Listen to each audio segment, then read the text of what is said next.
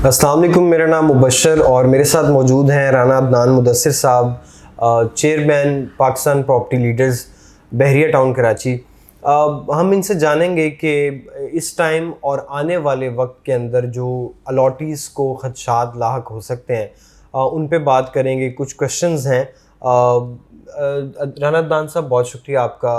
अब जो इस टाइम सिनेरियो चल रहा है, SPCA ने एक लेटर जारी किया जिसमें ये बताया गया कि NOC जो है वो कैंसिल किया जा चुका है और इस टाइम को, मतलब इस लेटर को आए हुए भी तकरीबन को 3 दिन हो चुके हुए हैं। अब इसी को लेके चलते हुए मेरे कुछ क्वेश्चंस हैं और कुछ खदशात लाहक हो सकते हैं आने वाले दिनों के अंदर अलॉटीज़ को, रेजिडेंट्स को, क्योंकि लोगों का बहुत यहाँ स्टेक है। कोई भी एक प्रॉपर्टी लें तो वो करीबन 1-1 करोड़ रुपए की एक प्रॉपर्टी यहाँ पे बनती है। क्या बहरिया टाउन का हेड ऑफिस जो है वो इस टाइम वर्किंग पोजीशन पे है?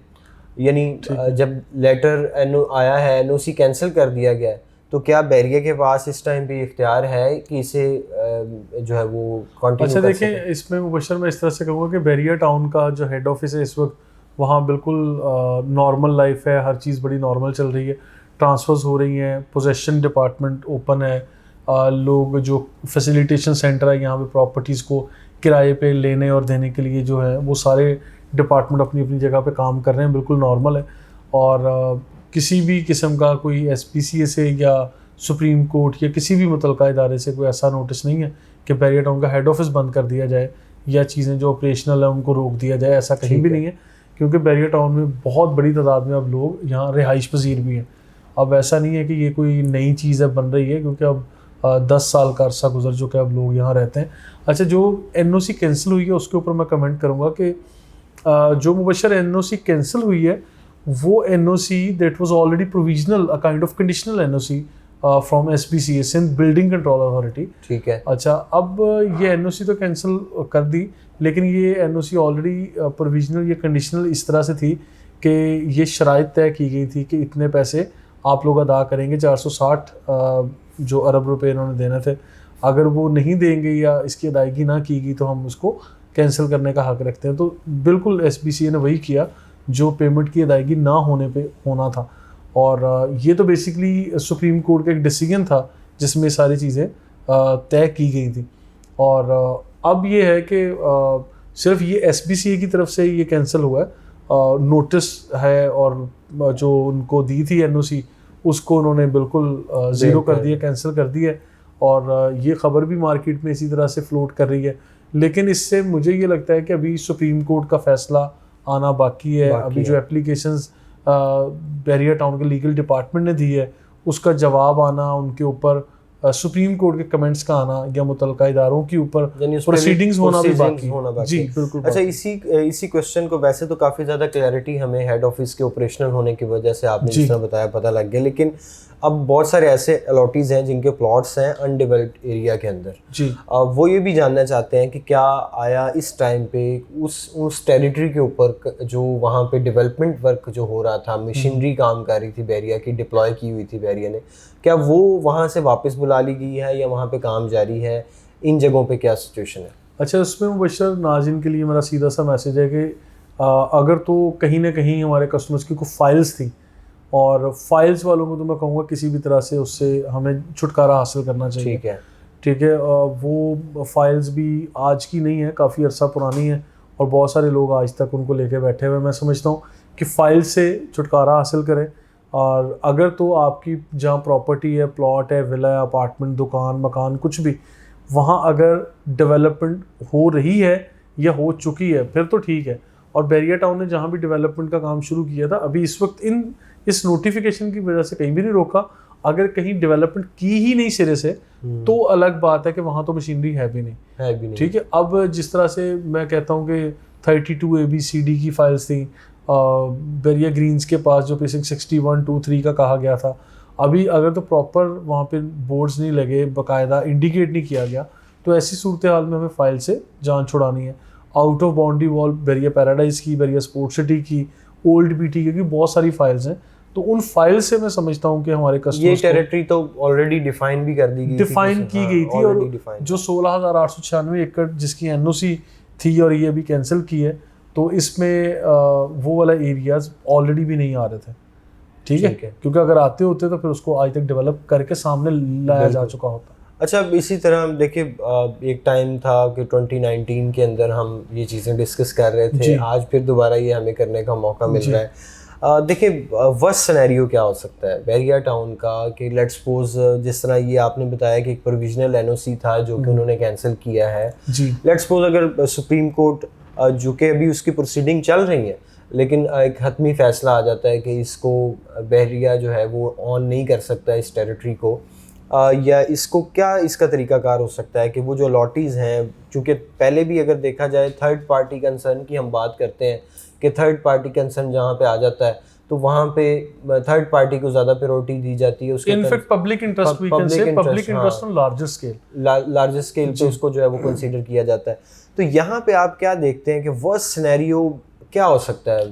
अच्छा देखिए मुबशर, इसमें मैं बड़ा सिंपल मेरा पॉइंट ऑफ व्यू है, इंसाफ के तकाजे क्या कहते हैं।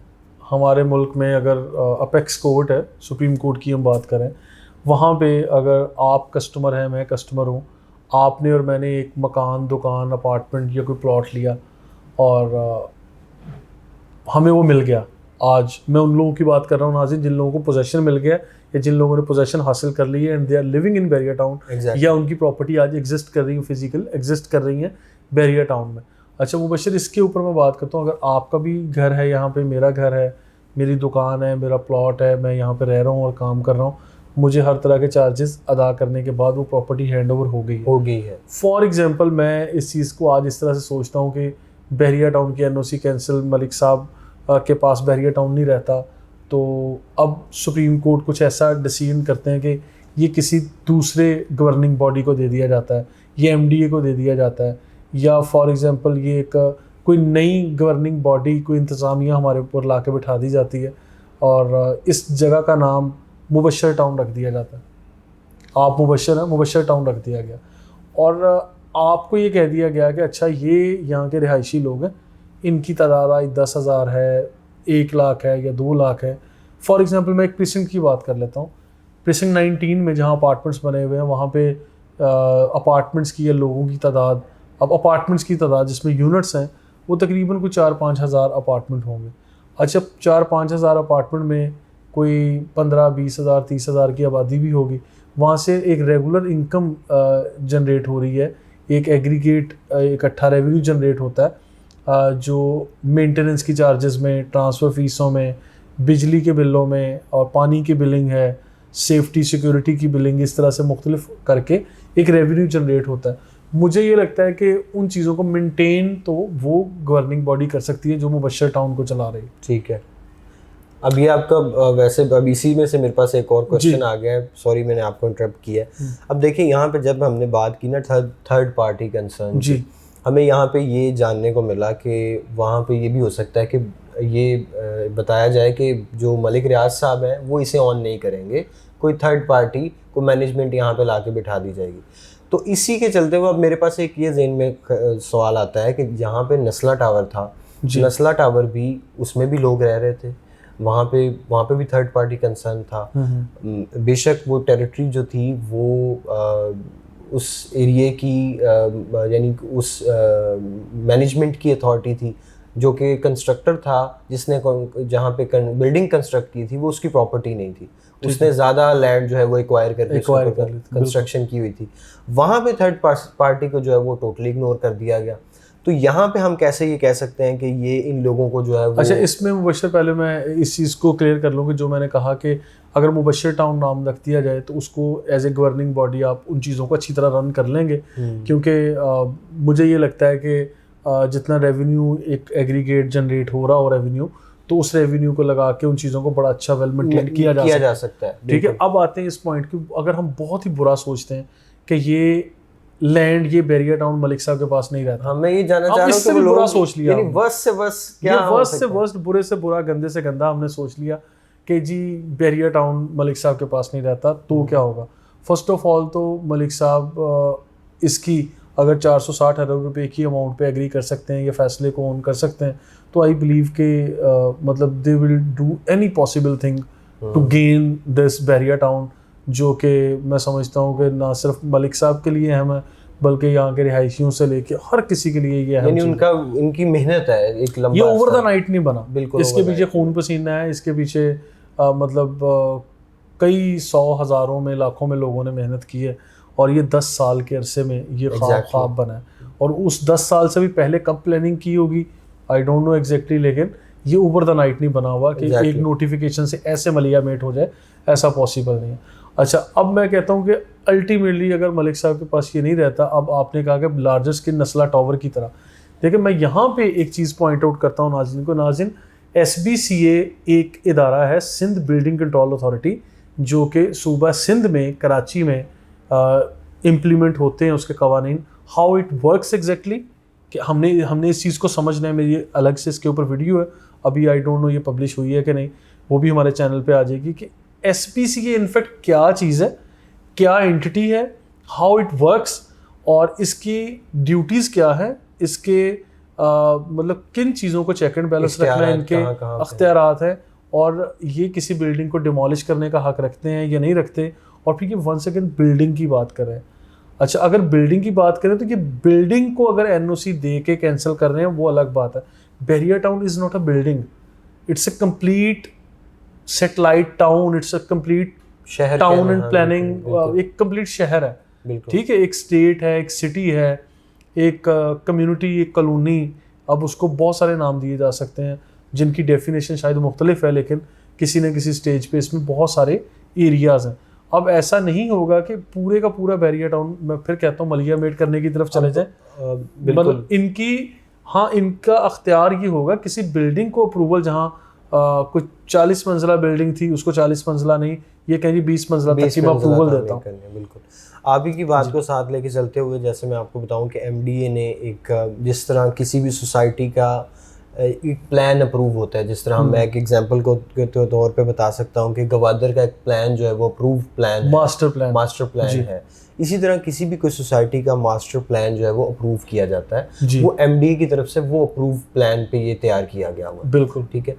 जहाँ पे और दीगर इदारे हैं जहाँ से NOCs और ये अप्रूव किया हुआ प्लान, ये सारी चीज़ें इस टाइम भी बैरिया टाउन के पास हैं। ये जो बिल्डिंग कंट्रोल अथॉरिटी है, यहाँ से ये एक नोटिस जो है वो जारी किया गया है, यानी ये उन इदारों में से एक इदारा है। और देखिए हर एक एंटिटी अपनी अपनी कैपेसिटी में काम कर रही है ना। अब सुप्रीम कोर्ट एक अपेक्स कोर्ट है, उसको ऑब्वियसली मानना पड़ेगा। अब माजी में एक फैसला जो सुप्रीम कोर्ट में बैठ के हुआ कि 460 अरब रुपए दें जी, मलिक साहब आप ये पैसे दे दें, और मतलब मुझे ये लगता है, बड़ी माजरत के साथ मैं थोड़ा रफ बोल जाऊंगा, मुझे ये लगता है इट वॉज अ डील कि भैया आप इतने पैसे दे दें और ये ज़मीन ले लो, ठीक है। उन्होंने वो पैसे देते रहे, एक स्टेज आई जब वो देने से कासिर हो गए, मतलब कि मैं इस काबिल नहीं हूँ कि अब पैसे है, अब जी हालात ऐसे नहीं रहे, मैं नहीं दे सकता। और ये बैरिया टाउन के लीगल डिपार्टमेंट से जो लोग गए, जो उन्होंने एप्लीकेशन, ये नई एप्लीकेशन एक दी सुप्रीम कोर्ट में, उसमें वाज़ह तौर पे जो मौक़िफ़ है एप्लीकेशन का वो मैं पहले भी बता चुका हूँ, मैं रिपीट करता चलूँ। उसमें 2 अहम पॉइंट थे। एक तो ये कि 1 लाख रुपए फ़ी एकड़ के तौर पे दूसरे हाउसिंग प्रोजेक्ट को, जिसमें DHA कराची और कई दूसरे उनको 1 लाख रुपए फ़ी एकड़ चार्ज किया गया, और सेम जगह पे 2,72,00,000 रुपए फ़ी एकड़ बैरिया टाउन से डिमांड किया जा रहा है। अच्छा, ये बात तो वैसे पहले होनी चाहिए थी जब सुप्रीम कोर्ट ने ये डिसाइड किया था, या हालात ठीक थे उस वक्त ऐसी कोई चीज़ सामने आती तो चलो समझ में आता, लेकिन चले देर आए दुरुस्त आई, एक एप्लीकेशन तो गई। दूसरा पॉइंट इन्होंने ये दिया कि जो NOC दी गई थी वो 16,896 एकड़ के लिए दी गई थी, जिसमें बैरिया टाउन का बहुत सारा इलाका शामिल है। और लेकिन सुप्रीम कोर्ट के फैसले के मुताबिक 16,896 एकड़ जगह MDA ने अप्रूव किया और नक्शा भी मौजूद है उसका। बिल्कुल, लेकिन MDA की तरफ से फिर ये कहा गया कि हम आपको 16,896 एकड़ नहीं दे सकते, हम 11,800 या 700 एकड़ दे सकते हैं। ठीक है। तो ये भी जहाँ पे मैं समझता हूँ कि सुप्रीम कोर्ट के फैसले को नहीं तस्लीम किया गया, तो वहाँ MDA की तरफ से भी तो ये नाअहली है। बिल्कुल, ठीक है। तो बेशक बैरिया टाउन ने ये कहा कि हमारे पास पैसे नहीं रहे और हालात ऐसे हैं, इन्होंने तो चले एक मतलब कह लें कि फेवर मांगी है, एक रिक्वेस्ट की है कि अब जो कोई भी इदारा, कोई इंडिविजुअल या कोई ऑर्गेनाइजेशन जब डिफ़ॉल्ट की तरफ जाती है तो वो फिर प्ली करेंगे ना, तो वो सेम चीज़ इन्होंने की है। अब आगे सुप्रीम कोर्ट का क्या रिएक्शन है उसके लिए तो ऑब्वियसली नेक्स्ट हियरिंग इंतजार की करना हम पड़ेगा। वेट कर रहे हैं। नाज़रीन, एक अच्छा ओवरव्यू, हमने बहुत सारे ऐसे पेचीदा सवाल थे जो खदशात। अच्छा एक सेकंड ज़रा मैं sorry। उस पर मुबशर मैं एक चीज़ मेंशन कर दूं। आपने कहा कि नस्ला टावर की तरह यहाँ भी चीज़ों को गिरा नहीं दिया जाएगा, डिमोलिश नहीं किया जाएगा। नस्ला टावर के टाइम पे भी जिन गवर्निंग बॉडीज़ ने उसको डिमोलिश किया, 12 नोटिस गए होंगे। बाकायदा एक चीज़ का पैटर्न सेट होता है, ऐसा नहीं है कि नोटिस नहीं गए। ओवरनाइट वो भी नहीं हुआ। एग्जैक्टली ओवर द नाइट वहाँ भी नहीं हुआ। क्या आप कहते हैं कि कस्टमर्स को उनके राइट्स नहीं मिले? मेरी जहाँ तक फाइंडिंग्स है, जहाँ तक मैंने इसको क्लोजली देखा था, हाँ डिमोलिश ज़रूर किया गया, सब कुछ है। उसको हम हमारे इमोशंस बेसिकली जब अटैच हो जाते हैं, हम चीज़ों को फिर बहुत सारे फैक्ट एंड फिगर को इग्नोर कर देते हैं, बस हम सिर्फ इमोशनली चीज़ों को डिसाइड कर रहे होते हैं, क्योंकि बीइंग अ सोसाइटी, मुआशरा, हम ऐसे लोग हैं। तो अब यहाँ पे बैरियर टाउन में देखें, छोटा सा नोटिस आया तो कितनी आग लगी हुई है, धूम मची हुई है कि हर तरफ लोग पैनिक सिचुएशन में हैं, परेशान हो गए हैं, क्योंकि लोगों को केयर है ना, लोग सोच रहे हैं, सूझबूझ रखते हैं।